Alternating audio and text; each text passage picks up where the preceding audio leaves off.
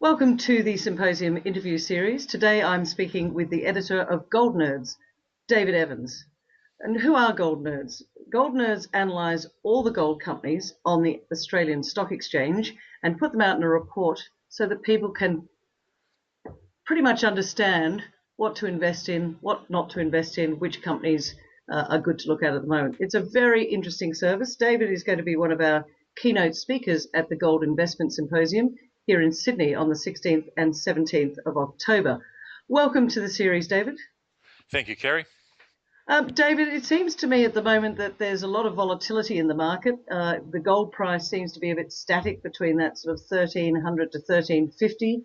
There's a lot of things happening globally. What do you see at the moment is keeping that gold price at the levels it's at when talk was that the gold price would be increasing last year? Well, I think you've got to separate the long-term view from the short-term view. The long-term view is that there's more debt and money creation going on than ever before. It's on a worldwide scale. There's a huge bubble of money. So in the light of that, the gold price, for solid supply and demand and historical reasons, could be expected to go much higher. We're talking $2, $3, maybe even $5,000 in the next 10 years. However, in the short term, the structure of the gold market and the incentives for some of the big players in the gold market allows or gives some of these players a very rational incentive to keep the price quite low for a while.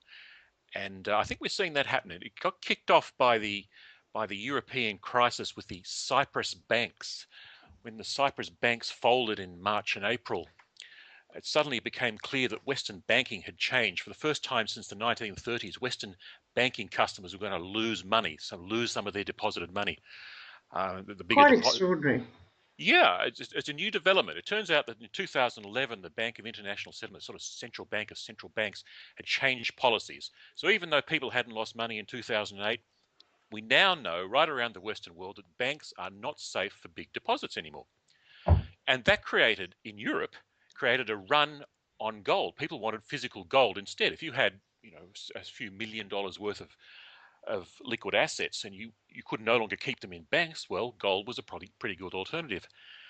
And it turns out that that little run on the banks, on the bullion banks, the people who store gold, gave those bullion banks a very strong incentive to lower the price of gold for a while. Ah. And it turns out that they can do it. It's due to the way the gold market is structured. You see, the gold market is a very peculiar beast. It's not like other commodity markets, which can be regarded as more or less a monolithic whole. The gold market has some very funny things. Obviously, there's the physical gold.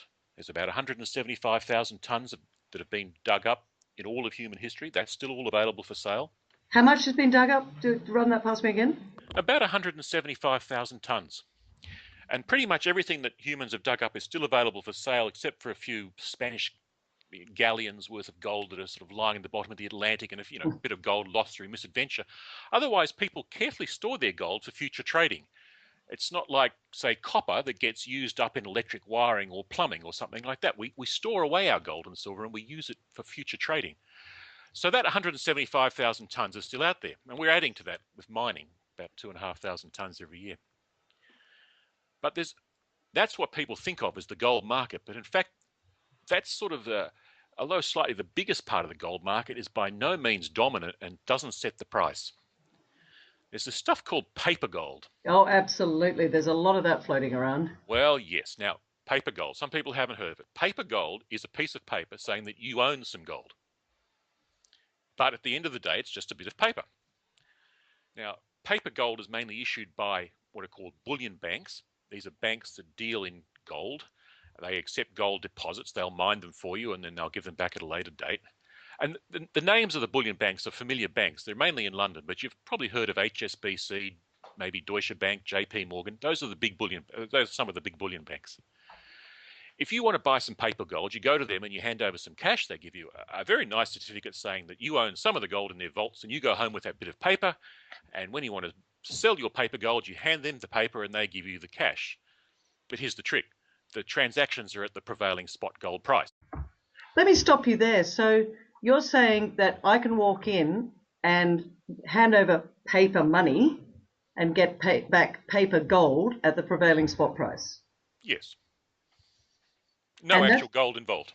No gold involved, and that's a huge market, and that impacts on the gold price itself. Oh, very much so, Kerry. The amount of paper gold is a secret. The bullion banks won't tell you, but we know from looking at their accounts for years and years, we've got a rough idea of what it is. It's at least 100,000 tons of paper gold, maybe 150,000 tons. So it's almost as much as the amount of real physical gold out there.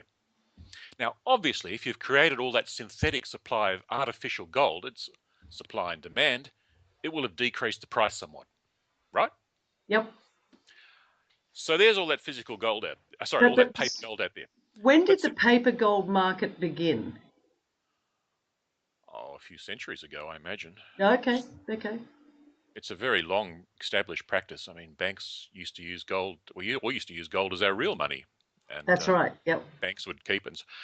Now, you know from fractional reserve banking, this is what the bullion banks do now. They don't actually, when you give them some cash for gold, they don't go out and buy some equivalent amount of gold and put it in their vaults. They only have a small amount of gold in their vaults. They operate on a fractional reserve of around 10 to 1 or higher. That is to say, they only keep about a tenth as much gold as they owe people, which is to say that for every ounce of gold in their vaults, there are at least 10 people out there with a bit of paper saying they own that ounce.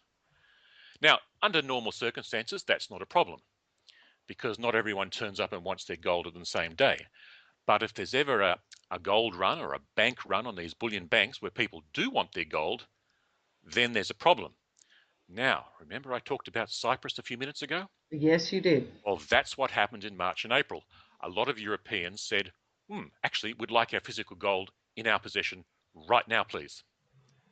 And the London bullion banks were having to cough up 10, 20 tons of gold a day to people wanting real physical gold. Now, the cute thing about paper gold, or one of the cute things, is that in the contract you sign when you make these transactions, they can redeem in either gold or cash at their pleasure. So if they've run out of gold, they can just give you cash instead. So I've bought paper gold, and I'm expecting to get physical gold. But these bullion banks can turn around and say, well, we're actually not going to give you physical gold. Here's some paper money. Yes. Furthermore, if a lot of people are doing them to this at once, you can see that it's in the bullion bank's interest if the price of gold somehow was a bit lower than normal. So that's why it's being kept artificially low, in your opinion. Well, I think that's what triggered it. There's a long-term and a short-term effect here. The short-term effect is that the bullion banks benefit from lower redemptions and paying out less if the price of gold is lower. So in the short term, yes, they would like it low. And also, it causes investors to cough up gold cheaply, particularly from the ETFs. So it allows them to buy a lot more cheap gold. In the longer term, the bullion banks can see the writing on the wall for paper money just the same as anyone else. Look, our governments are all addicted to debt. The United Yes. States government is just creating $85 billion a month out of thin air. There was talk about tapering that for some time, but even that's gone away now. We're going to continue with quantitative easing. We're pretty much locked into a very high debt level, which we're going to have to inflate away over the next decade or two. And that's a recipe that's very good for the gold price. Now, the bullion banks are short gold. We don't know how much, but they are certainly short it. And so they probably want to buy gold now so that they go long gold, and then the price will go up. But that could happen in a year or 10 years. It could happen tomorrow. I don't know, Kerry.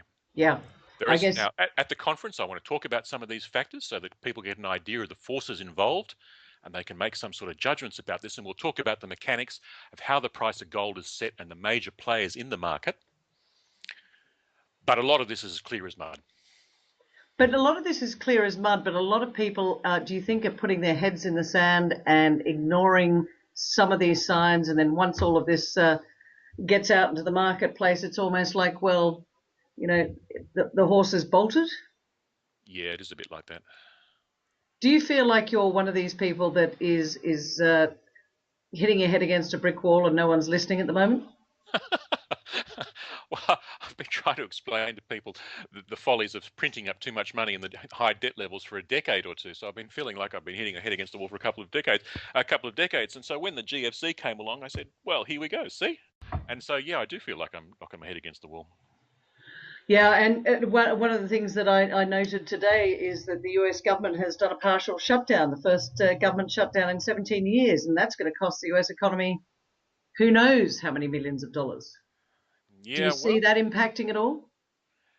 it might. I sort of assume, like most of the financial world, that the politicians will sort it out and save face and it'll all get back to normal in a couple of days, but maybe it won't. Might be the start of things to come. Oh, I doubt it. I mean, too many people need the government working and running, and they'll work out something before too long, I expect. Okay, so let's just talk about the fact that you're a keynote speaker at the Gold Symposium. You're speaking on the afternoon of Thursday, the 17th of October.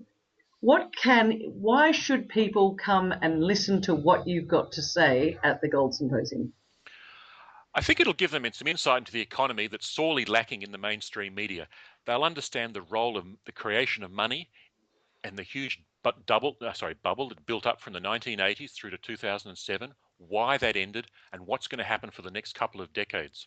It's not all bad news, but it's not very good either.